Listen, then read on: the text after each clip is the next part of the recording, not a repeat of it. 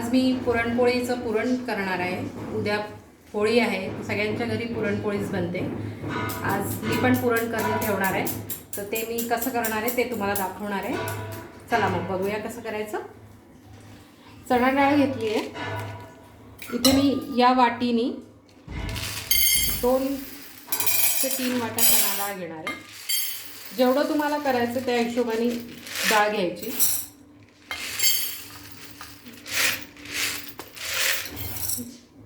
दोन वाट्यांना थोडीशी वरती अजून मी चणा डाळ घेतली। ही चणा डाळ आता एकदम व्यवस्थित 2-3 वेळा आपल्याला धुवून घ्यायची आहे। पुरण करताना चणा डाळ कधी भिजत नाही टाकायची आधीपासून, जेव्हा आपण इतर डाळी भिजत टाकतो शिजवायच्या आधी, पण चणा डाळ नाही टाकायची, ती लगेचच धुवून आणि शिजवायला लावायची।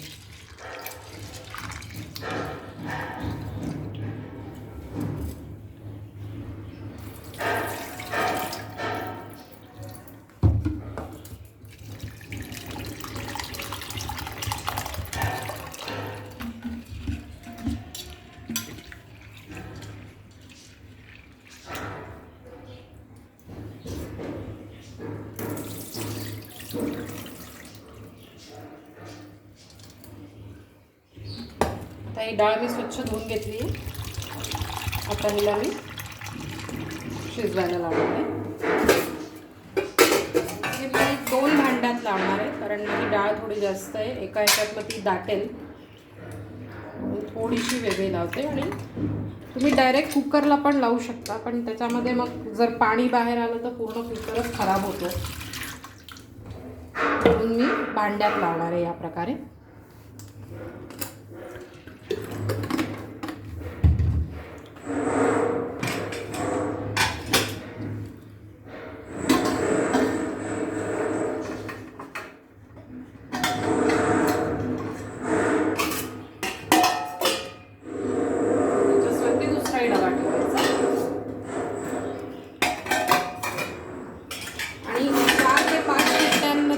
चणा डाळ होते आपली, शिजून जाते व्यवस्थित, तर तेवढ्या शिट्ट्या पुरे होतात त्याला। आता मी इथे शिट्ट्या करून घेते, डाळ शिजवून घेते, मग आपण पुढे पुरण करायला घेऊ। कुकरच्या शिट्ट्या झालेल्या आहे माझ्या। आता आपण बघूया की डाळ झाली आहे की नाही।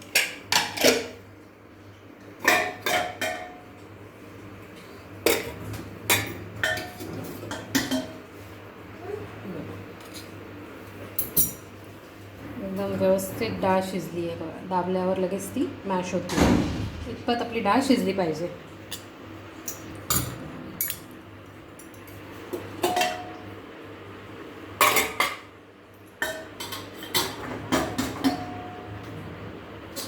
दोन्ही भांड्यात लावल्या होत्या मी, तर त्या दोन्हीही छान शिजल्या, पण व्यवस्थित झाली आहे। फार गरम आहे ती।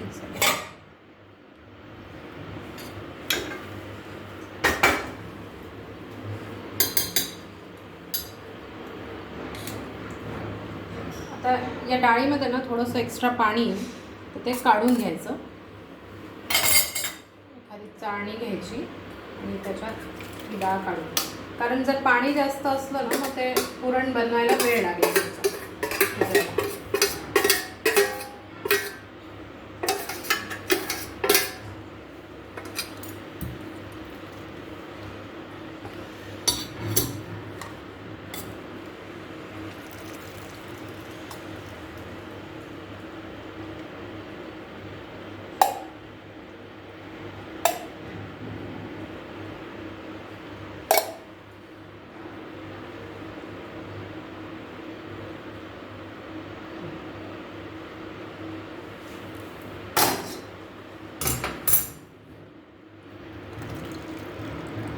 पाणी पूर्ण त्याचं निथळून घ्यायचं।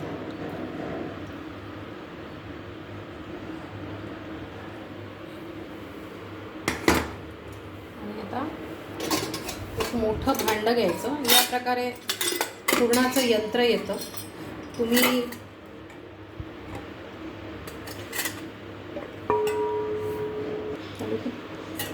या प्रकारे यंत्र येतं, त्याच्यात अशा चाळण्या येतात वेगळ्या वेगळ्या शेप्समध्ये किंवा साईजमध्ये, भोकांमध्ये। तर ही अशी प्रकारची लावायची याच्यात आणि हे लावायचं। पुरणाची चाळणी पण येते पुरण काढायला, ती पण तुम्ही वापरू शकता. जे तुमच्या घरी असेल किंवा ज्या पद्धतीने तुम्ही पुरण बारीक करत असाल त्यांनी ते पुरण बारीक करून घ्यायचं आहे आपल्याला.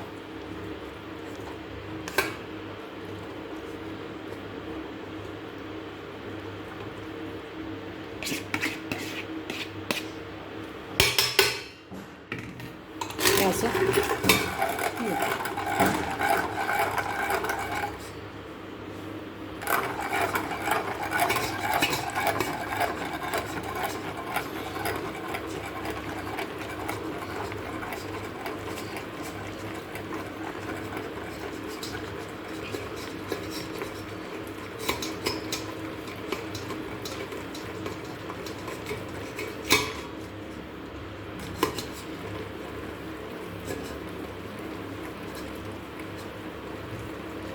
मी पूर्ण पुरण बारीक करून घेते, मग आपण पुरणाला शिजायला ठेवू.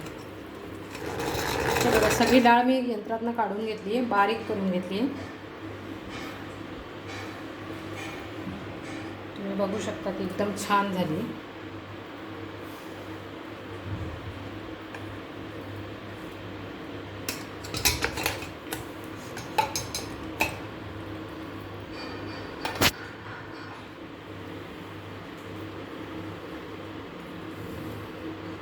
काही लोक पुरणात हळदीचा पण वापर करतात रंग येण्यासाठी, पण मी इथे हळद नाही वापरणार आहे.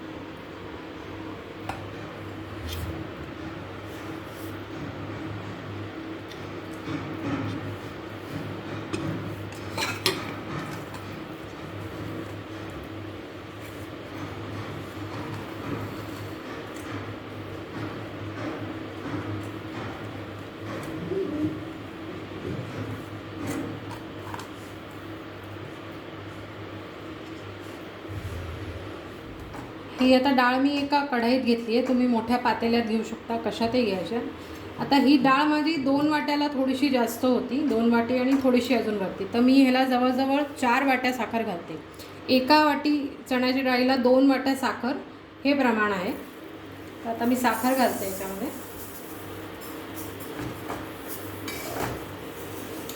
आणि आता ह्याला मी शिजवायला ठेवणार आहे.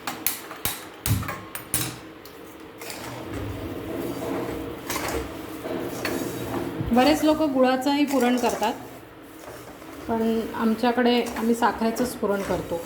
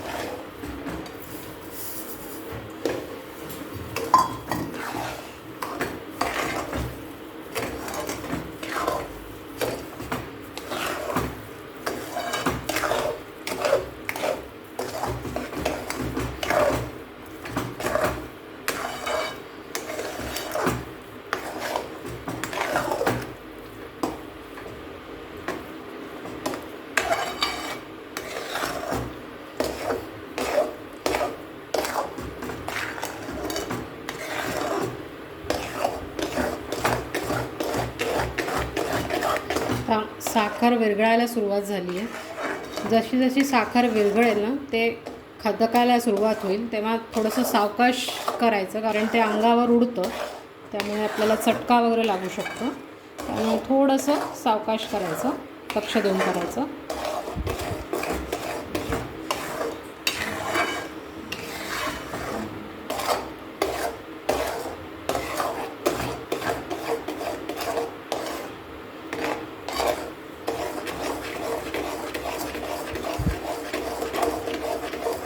चांगलं घट्ट होईपर्यंत आपल्याला याला शिजवायचं आहे.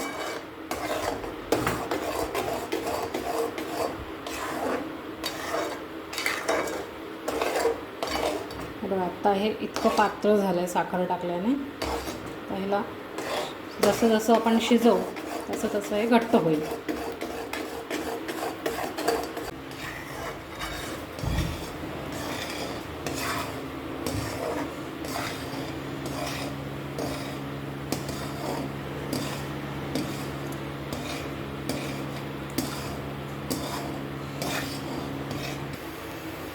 हे बघा, हे या प्रकारचे बबल्स यायला लागले, त्याला उकळायला लागले ते,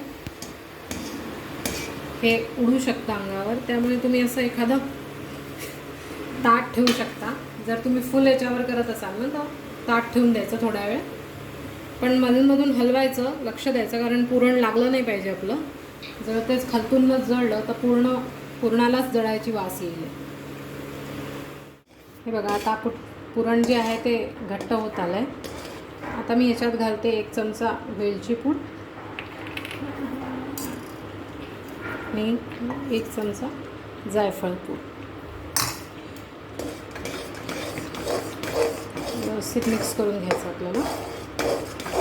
अजून ह्याला थोडंसं आपल्याला घट्ट होऊ द्यायचं आहे, आणि अजून बऱ्यापैकी पातळ आहे.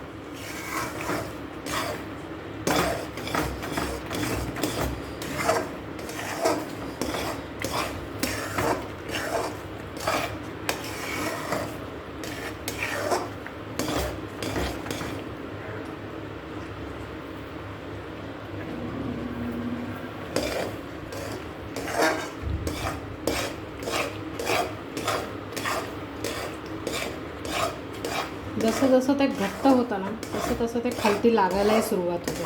त्यामुळे आपल्याला हलवायचं आहे त्याला मधून असं सोडून नाही द्यायचं, नाही तर मग ते खालतून जळेल.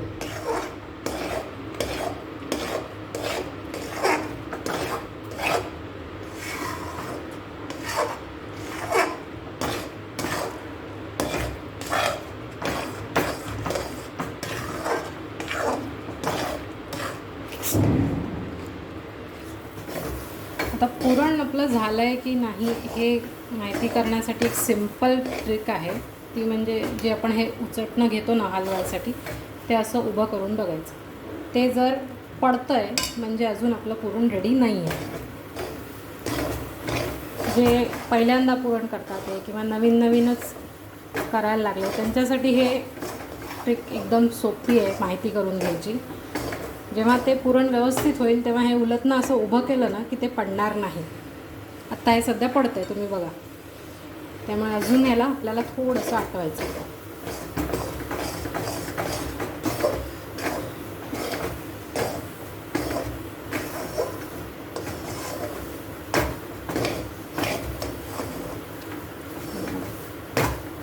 रंगही मस्त आला त्याला, आणि वेलचीचा आणि जायफळाचा खूप मस्त सुगंध येतो आहे.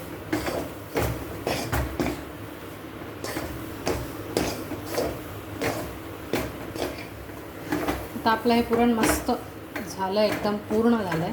हे बघा, आता मी जर हे उभं केलं तर हे पडत नाही. आता हे मी बंद करते आणि त्याला पूर्णपणे गार होऊ द्यायचं आहे आपल्याला, मगच आपण पुरणाची पोळी करणार. मस्त शिजलं. पुरणाच्या पोळीसाठी जो आटा आपल्याला लागतो, कणिक, ती मी मळून ठेवली होती थोड्या वेळ आधी, 10 मिनिट आधी. त्याच्यामध्ये मी थोडंसं मीठ आणि थोडंसं तेल घालून तिला आपण जसं पराठे वगैरे करायला जशी कणिक मळतो त्या प्रकारे मळून ठेवायची. खूप घट्ट नाही करायची. आता मी याला थोडंसं एकसारखं करून घेते.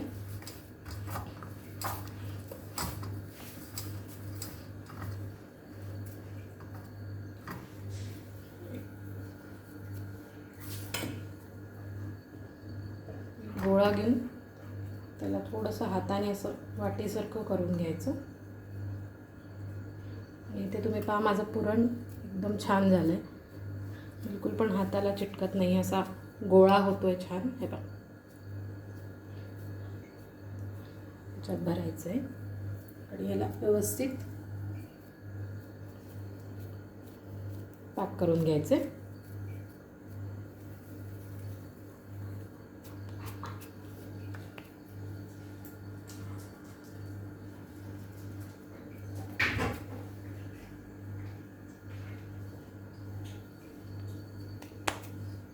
त्याला पण लाटू.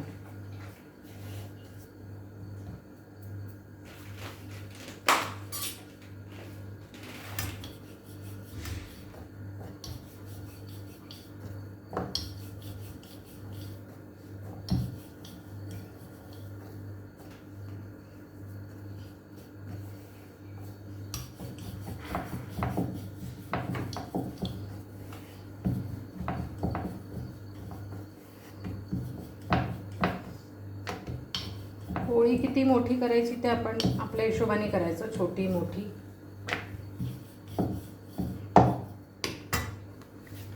तवा तापायला ठेवला, त्याच्यावर पोळी टाकते.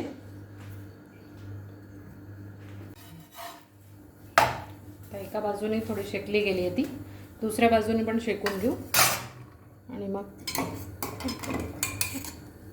तूप टाकते. आता तेलावर नाही करायची तिला.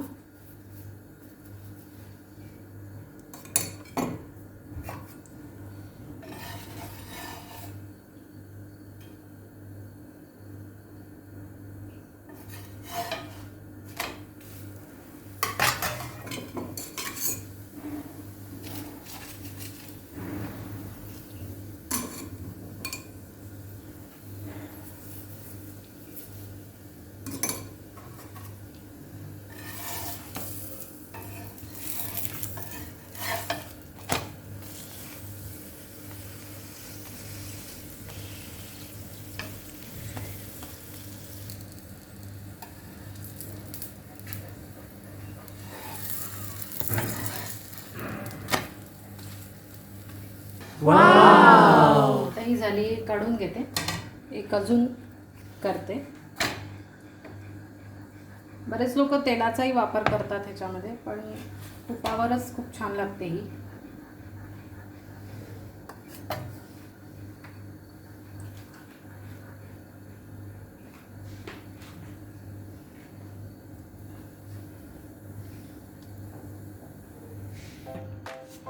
आता पुरणाची पोळी एकदम छान झालेली आहे. तुम्ही बघा, आता मी तोडून दाखवते तुम्हाला. तोडल्यावर आतलं पुरण बिलकुल पण बाहेर नाही येत. पोळीला ते चिटकूनच आहे. अशीच पोळी मला आवडती. जे पुरण बाहेर पडतं ते कोरडं पुरण होतं, तेव्हा पोळी तोडल्यावर, तुकडा तोडल्यावर पुरण बाहेर पडतं. साखरेचं असल्यामुळे ते एकदमच छान चिकटतं पोळीला. नक्की या पद्धतीने करून बघा. आणि तुम्हाला माझी ही रेसिपी कशी वाटली तेही सांगा. आवडली असेल तर प्लीज लाईक करा आणि शेअर करा.